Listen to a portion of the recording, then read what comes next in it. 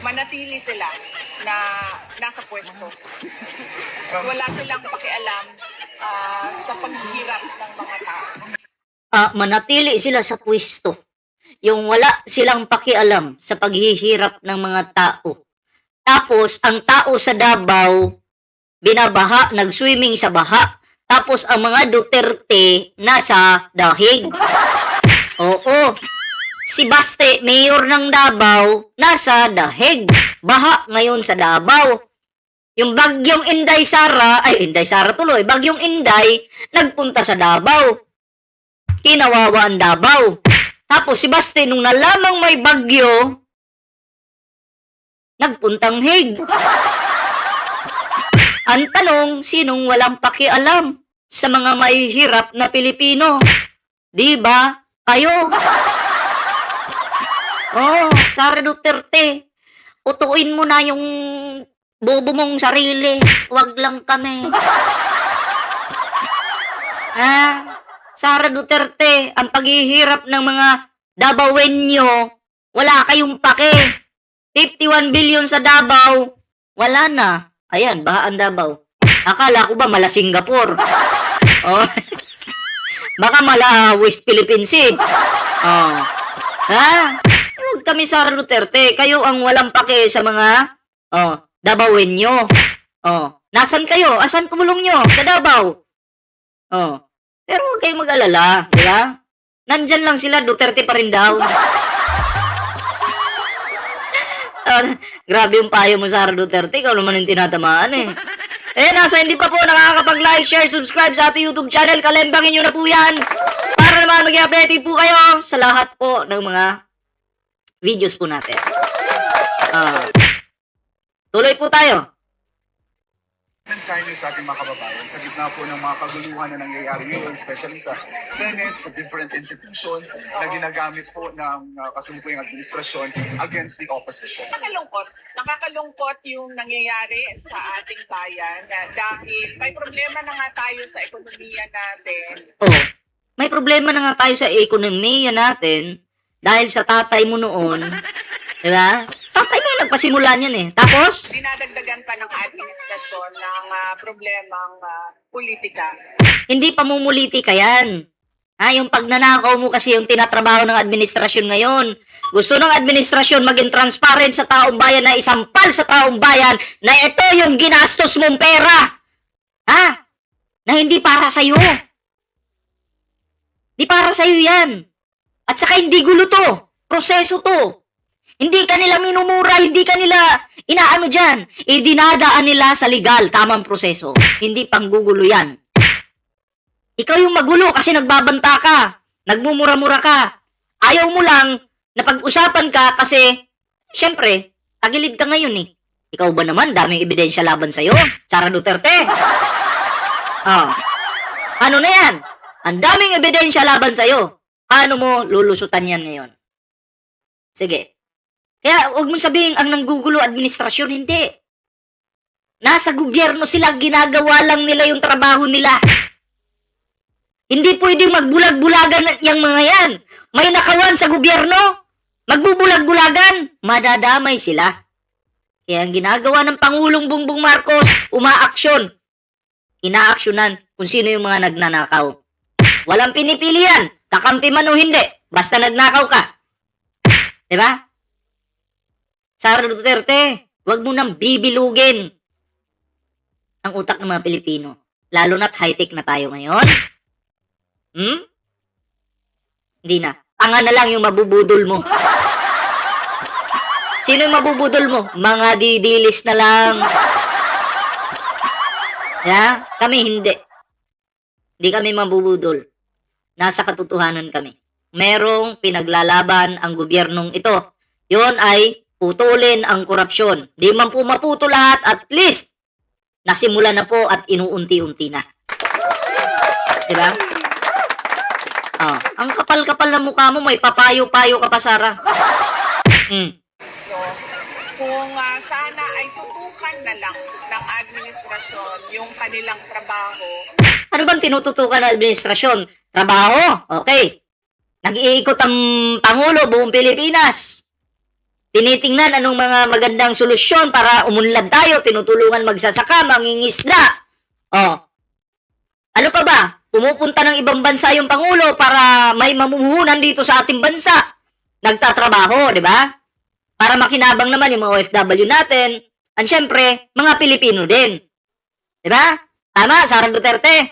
Nagtatrabaho yung Pangulo. May mga proyekto pa yung Pangulo sa ating bansa. Nakikita namin ang trabaho ng Pangulo. Ikaw anong ginagawa mo? Gumastos ka lang ng 20 million pesos para sa lakwatsa mo na wala namang kaming napapala. Gumastos ka ng milyon-milyon para pang gala-gala mo lang sa ibang bansa. Alam mo, budget mo naman yan talaga pang travel. Pero dapat magasto sa maayos. Yung travel ba na makikinabang ang taong bayan? Makikinabang ang Pilipino? Pero ikaw lang nakikinabang. Si Kitty Duterte, pa Japan-Japan pa kayo. Sarap ng buhay nyo. Tapos pera ng taong bayan. Pinapanlamon nyo doon. Pinapang-hotel nyo doon. Grabe naman, sarap naman ng buhay. Diba? Sarap ng buhay. Ang tibay ng muka. Para sa taong bayan ay May nakita pala ako. Oo, may nakita pala ako. Nagtrabaho pala si Sarah. Meron pala. Nagtanim ng puno. Namigay ng lugaw, pandesal. Yun na yun. Tangina, kahit ako, kaya kong gawin yan, Sarah. Oh, gusto mo ikaw bigyan ko ng lugaw? Ha? Para hindi maglugaw yung pag-iisip mo? Ha? Gusto mo? Ako na magbigay sa'yo ng pandesal. Jowa. makikita pa sana natin ang kaunlaran. Kaunlaran, nakita na namin. Unti-unti nang umuunlad. Pag-upo ni Digong, bagsak economy natin. Daming nawalan ng trabaho. Bagsak ang Pilipinas. Walang umunlad ng mga Pilipino. Kayo lang, mga magnanakaw, umunlad. Ngayon, sa panahon ni PBBM, unti-unti itong binabalik yung binagsak yung economy. Diba? Na ngayon, ang PBBM, unti-unting inaangat yung Pinas. Ikaw naman, hinihila mo yung Pangulo. Ang baho ng utak mo.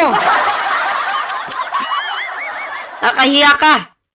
Or pagbabago ng buhay na lalo na yung mga naghihirap natin na mga kababayan. Pero sa ngayon, Naghihirap. O, yun nga. Usaping paghihirap ng mga kababayan natin. Yung mga tinamaan ng bagyo, pinuntahan ni Sara Duterte. Dahil naghirap yung tao, nawala ng bahay yung tao, anong ginawa ni Sara Duterte? Binigyan ng trapal na butas. Naghihirap na nga yung tao, butas pa yung binigay mong trapal. Grabing kabubuhan itong Vice President natin. Tanga talaga. Ay, nako. Concern ka pala sa mga mahihirap, lalo mong pinapahirapan. makikita natin ay puro paghahabol sa mga kalaban, puro paninira, puro kasi Paghahabol, usapang paghahabol, ang hinahabol po ng gobyernong ito ni Pangulong Bongbong Marcos is yung mga magnanakaw. Walang personalan, trabaho lang. Di ba may kasabihang ganon? Sara? Ay, naku.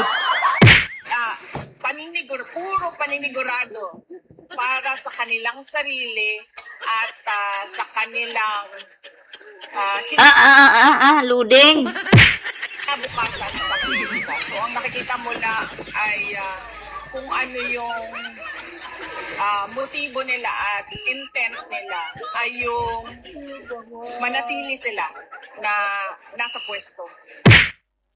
Tanga talaga, manatili na nasa pwesto. Malamang hanggang 2028 mananatili, hindi naman pwede yung presidente mag-extend na hanggang 2029.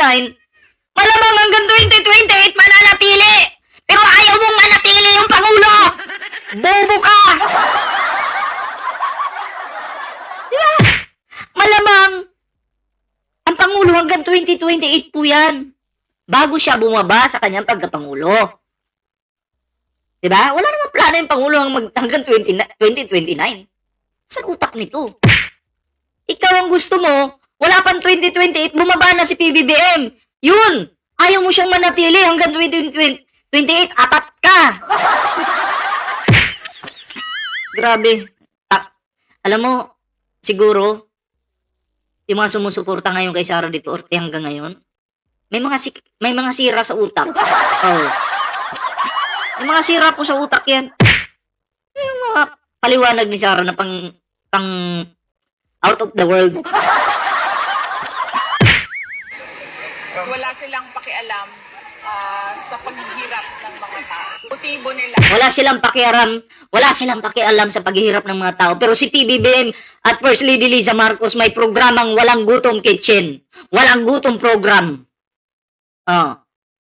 Walang gutom program. Kasi nasasaktan yung Pangulo na makakita ng gutom dyan sa mga daan. Kaya gusto nila makakain yung mga yan. Although hindi pa naman malawak yun. Pero unti-unti nang pinapalawak ng administrasyon ni PBBM kasi sinisimula na po nila eh. Oh. So nakikita po nila ang hirap. No? Sa mga Pilipino. Kaya tumutulong ang administrasyon. Si Sara, anong ginagawa? Tangina, pupuntang Hague. Magkain sila doon ng masasarap na kanin. Mga masasarap na pagkain. Kumusta yung Davao? Bahala kayo dyan. Maglutang-lutang kayo. Bahala kayo dyan, mag-swimming kayo dyan sa, Davao, kami muna, Hague muna. Yung si Basti, nasa dahig ngayon, walang baha sa dahig eh. Oo. Walang baha sa dahig eh. Kaya, doon muna si Basti. Mayor ka, iniwan mo yung Davao sa panahon ng krisis?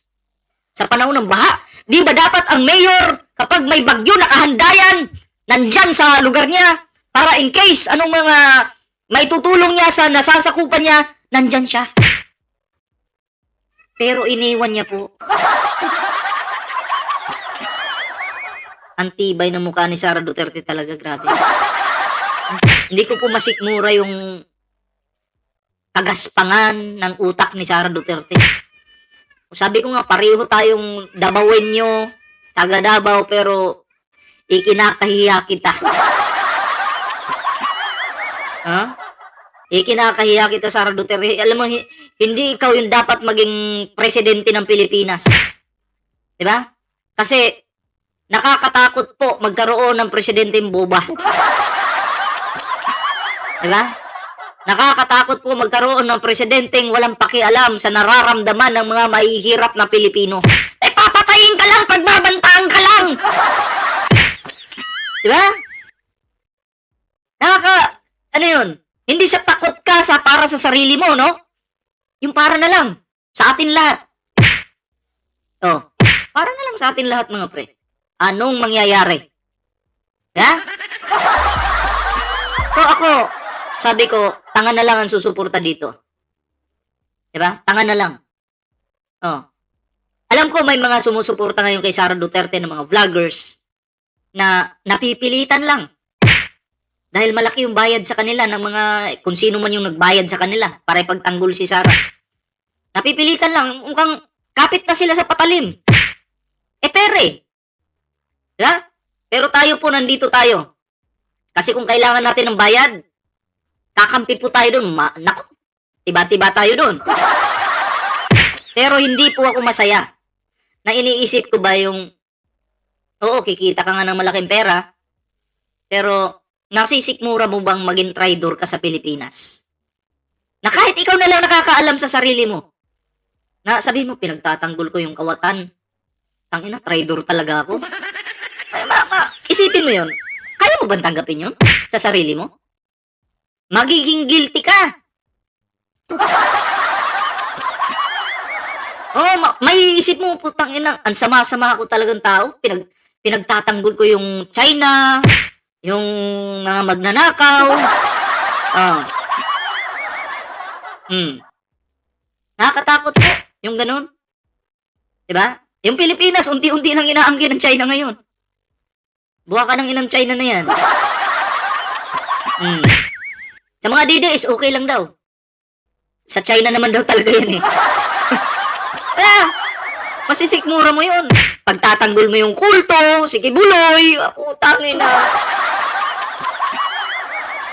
Ipagtatanggol mo yung minumura yung Diyos, ipagtatanggol mo yung minumura yung Santo Papa, ipagtatanggol mo yung manyakis, ipagtatanggol mo yung minumura yung mga jeepney drivers. Hindi ko po kaya yun, mga pre. Sa totoo lang. Hindi po kayang bayaran si Ballpoint Man para maggawa ng pagtatanggol yung mga kulto. Diba? Dito tayo kay YouTube. Binabayaran naman kami ni YouTube eh. Sa mga content namin. Okay na kami dito. Diba? Masaya na po kami dito. Oh. So, yun. Kayo po, ano po yung inyong opinion dito? Reaction, paki-comment po. No? At eto po ngayon. Tingnan nyo itong gagong to. Oh, idugtong natin to. Tingnan itong gagong to. Tingnan natin yung kanyang mga banat na paulit-ulit. Paulit-ulit na mga pinagsasabi na parang si ramplakang animal na to. Oh, pakinggan po natin. So you can announce now.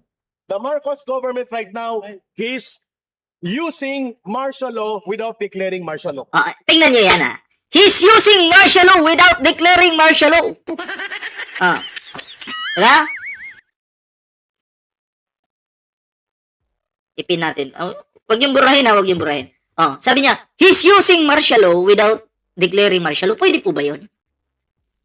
Wala po sa batas natin yan. Kapag sinabing martial law, dapat malaman ng taong bayan yan. Okay? Ngayon, kung gagamitin mo ang martial law without nandyan na yung martial law, tapos sasabihin mo, silent lang. Paano? Nakakapag-rally nga kayo dyan!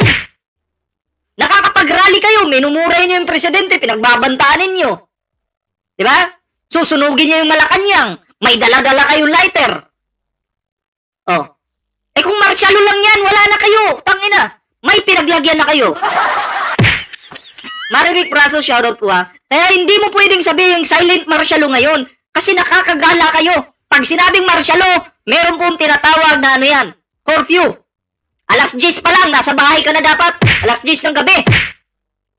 Pag sinabing martial law, di ka pwede mag-rally-rally dyan. Bawal pong mag-rally sa martial law. Okay? Hindi po pwedeng mag-rally. Hindi po pwede na magtatanga-tanga ka dyan sa daan. Hambalusing ka lang kasundaluhan dyan. Pag sinabing martial law, saan po yung mga sundalo? Nasa city po yan, nagkalat. Okay? Kaya hindi mo pwedeng sabihin silent martial law. Kasi ang martial law, yung kasundaluhan natin, magkakalat yan sa buong syudad. Kasi ipapatupad nila yung batas militar. Nagigits nyo? Nagigits yung mga bobo kayo? Ha? Ipapatupad po nila yung batas militar. Yun ang martial law. Kaya yung sinasabing silent martial law, isang malaking katarantaduhan yan. Naniniwala kayo dito? Putang inang bayad. Batuk-batukan ko lang yun eh. Ha? Ay, shoutout to Tiger99 ha. Nanggigigil ako dito. Tutuliin ko to. Oh. Martial law, bobo ka. Bobo. Yan. Makinig kayo na makinig sa kanya. Tuturuan kayo ng kabubuhan niya. Ako po yung sinasabi ko dito, yung totoo lang. Kung ano po yung tinatawag na martial law. Siya po, may sariling mundo. May sariling version ng martial law. Silent martial law, buanga ka. Tangina mo. Yes. At napakadelikado ito. Oh. Sapagkat katotohanan ang pinapatay. Oh. At kapag pinatay ang katotohanan, ang susunod yan kalayaan na. Pinatay ang katotohanan. O, shoutout po brainless talaga si Lustay, bobo. Salamat po sa pagulay. Tess. May jacket ka na pala. Salamat po sa pagulay. Pinapatay daw yung katotohanan. Sino ba yung pumatay ng katotohanan? Kayo. Diba? Kasi nungalingan yung pinalit nyo. Ginawa niyong sinungaling ang presidente ng Pilipinas. Sabi ko nga sa inyo, wag ako, wag ang Marcos. Wag kami. Kasi hindi basta-basta ang kinakalaban nyo. Si PBBM parang naglalaro lang ng chess yan. Tahimik-tahimik lang. Pero checkmate. Checkmate na po yung iba sa inyo. Malalaking tao na checkmate na. Ha? Nakakulong na ngayon. Oo. Na syempre, wrong move kayo eh. Didilis lang kayo eh. Diba? Mahiya ka. Mahiya ka. Eric. Kayo ang pumatay sa katotohanan. Tingnan mo si Lula, ito. Kita yan si Lula? Oh, isa pa yan, tanga yung matandang yan. Didiis yung mukha. Imbis na magstay sa bahay para alagaan yung mga apo. Sumama pa kay Eric, oh. Sus Mariusip Lula, kung nanay kita, tinadya ka na kita. Wala tayong kalayaan na magsalita, magpahayag, magtipon. Walang kalayaan na magsalita! Anong ginagawa nyo ngayon? May kalayaan kayo magtipon-tipon, magsalita! Anong ginagawa nyo dyan? Nagbubulungan! Nagigigil ako sa'yo, Eric. Babatukan na talaga kita eh. Tipon ng mapayapa. Salamat. Hinayaan kayo ng Pangulo na magtipon-tipon, na mag-rally, pero ang ginagawa nyo, yung pagtitipon-tipon nyo, hindi naman mapayapa. Puro panlalait yung mga banat ninyo dyan. Puro paninira. Oh. Ang Pangulo, hinahayaan kayo magtipon-tipon. Kaso kayo yung magugulo, mga bastos pa kayo. Tapos kung san-san pa kayo nagtatapon ng basura, kung may rally kayo. Lahat po ng sinasabi nitong bobong ito, wala na talaga. Oo. Sapul. At nagkanta kayo. At Dito rin yung mga pastor. magbabantay tayo. Dito yung mga pastor. Nandito rin ang ibang mga parallel groups Sa pastor. at mga religious sectors. Putang ina yung pastor kayo. Hindi ko man nilalahat yung pastor na nandyan lang ng mga pastor. Buwakan ng ina nyo. Ha?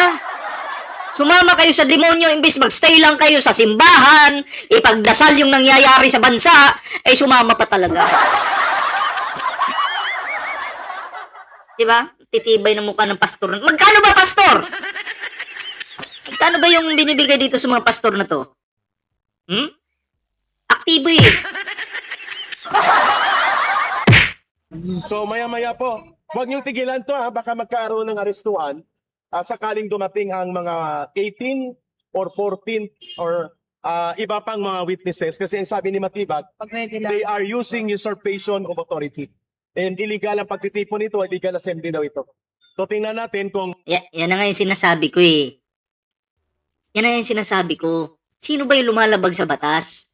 Alam mo naman palang illegal ang pagtitipo na yan. Bakit nyo pinilit? Alam yung illegal! May announcement na illegal. Tinuloy nyo pa talaga? So sino ngayon ang nagbe-bend ng batas? Di ba kayo? Kayo yung nagbe-bend the law. Oo. Di ba? Anong ginagawa nyo? Illegal. Ipinipilit nyo. Tarantado kang baboy ka. Gago ka. Yung mga matatanda, pag pinagdadampot yung matatanda dyan, dahil illegal yan, Ma'am Ninita Umali, shoutout po pag pinagdadampot yan, matutulungan ba ni Sara yan? Matutulungan mo ba yan? Tangina, hindi. Ikaw yung paldo dyan. may aristuhin mamaya. Oy, salamat po Ninita Umali sa mga nag-like dyan sa ating video ngayon. Maraming salamat po. Basta tandaan ninyo, pag may inaresto, i-cover nyo lang. O basta tandaan nyo, pag inaresto kayo, bahala kayo sa buhay nyo. Ha? Tandaan nyo. Bahala kayo sa buhay nyo pag inaresto kayo. At least ako, safe ako. Ha? Bahala kayo. Magtatanda na naman kayo. Bahala kayo. We will not resist arrest. We will not resist arrest, but we will not also keep quiet with the arrest. Hindi tayo tatahimik. Okay? Bakit ka hindi ka tatahimik? Sabi mo na nga, illegal nga yung pagtitipon nyo. So pag inaresto ka, bakit ka magdadadaldal? Illegal nga. Di ba? Illegal nga eh. Bakit? Dapat manahimik ka na lang, respeto na lang sana. Kapag dinampot ka, kasi illegal naman yan, pinilit nyo eh. Manahimik ka na. Huwag ka na magdadadaldal. Illegal yung rally nyo. Huwag mong ipilit. Okay? So, bantayan natin kasi by 9 o'clock na wala pa, hindi pumukas, sigurado na hindi na yan mato. We're waiting for the confirmation from the group of Congressman Mike Defensor na sila po ang nagsisilbing security support at team of supporters na bitbit nila para matuloy ang Senate Blue Ribbon Committee. Alam niyo po, we have received information also na magsasalita sana through video sina Mark Tiksay at Paul Estrada. Ito po ang mga bagman ni Saldico. Itong may hawak ng listahan ni Saldico. So kung hindi ito matutuloy, hindi wala ng video.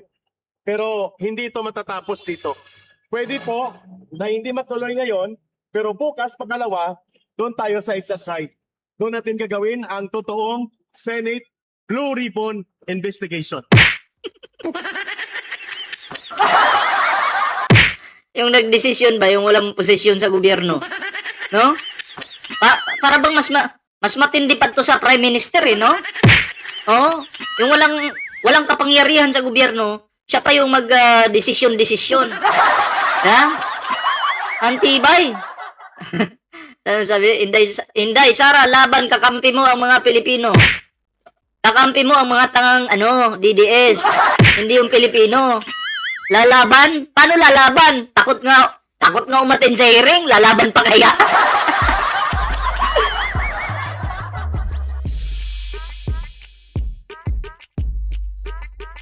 Diba? So, ako mga pre, sabi ko nga sa inyo, itong pinaggagawa nila ka Eric na to, ano to? Gusto nilang pabagsakin yung Pangulo natin, paninira, no? Gusto nilang sirain. Kaso hindi nila matibag-tibag. Matalino nga ni! Hindi nyo kaya nga ni! Maraming salamat po. Magbantay tayo. At kung may arestuhin man mamaya, huwag kung may aresto rin naman mga bahala kayo sa buhay nyo. kayong pumayag na hindi ma-document. Ayos. Maraming salamat, Eric. Salamat. Thank you. Thank you, Brother Kat. Talaga ka, Eric. Yan yung kasilukuyang update, mga boss, ha? Tot mo. Kasalukuyang update sa imong mata. Ay! Ako. Kayo po, ano po yung inyong opinion doon? Duterte ang mga Pilipino. Eto, sige, magbutuhan tayo kasi may nag-comment dito.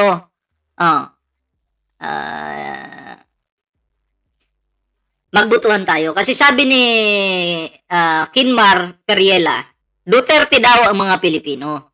Ngayon magbutuhan tayo. Pabor po ba kayo na Duterte ang mga Pilipino o hindi? Press 1 sa hindi pa pabor. Press 2 sa pabor na Duterte ang mga Pilipino. Sige, press 1 po. Kung hindi ka pabor sa sinabi na Duterte ang mga Pilipino, press 1. Pabor ka ba o hindi? Press 1. Press 2 kung pabor ka. O yun, dami nag-press 1. Kahit ako, press 1 yung gagawin ko eh. Duterte daw mga Pilipino eh. Tingnan natin, paramihan natin. Tingnan natin kung sino yung kung totoo ba talaga yung sinasabi nito mga bobong didilis na nagko-comment dito. Tingnan po natin mga pre. Diba? Kung Duterte ba talaga ang mga Pilipino? Kaso, ang dami namang nag-press 1. Diba? Ang dami namang nag-press 1. So, ibig sabihin, kinakahiya, hindi sila Duterte. Diba? Ayaw nila sa Duterte. Kaya wag yung i-claim na pati kami ay Duterte. Buwa ka ng ina niyo, mga bobo kayo. Diba? Ang dami nag-press 1. Ang ibig sabihin ng press 1 ay hindi sila pabor na Duterte ang mga Pilipino. At siyempre, yung mga nag-press 1 na yan, Pilipino yan. Diba? Ang dami-dami. Ginadyakitan ko nga yung iba eh. Yeah? So, ayan. Pahiya yung nag-comment. Napahiya yung inutil. Napahiya yung bobo. Ayan, ang daming nagko-comment Syempre, 'di ba? Doon tayo sa tama lang. So ayan, kayo po, ano po yung inyong opinion dito mga pre comment down below para naman mabasa po natin yung inyong kanya-kanyang reaksyon at opinion. May TikTok, Facebook po tayo diyan, kompleto Ricardos po 'yan ha. Inyo pong suportahan yung ating mga social media accounts. Maraming salamat po sa suporta. At eto ngayon mga pre, isunod po natin ito.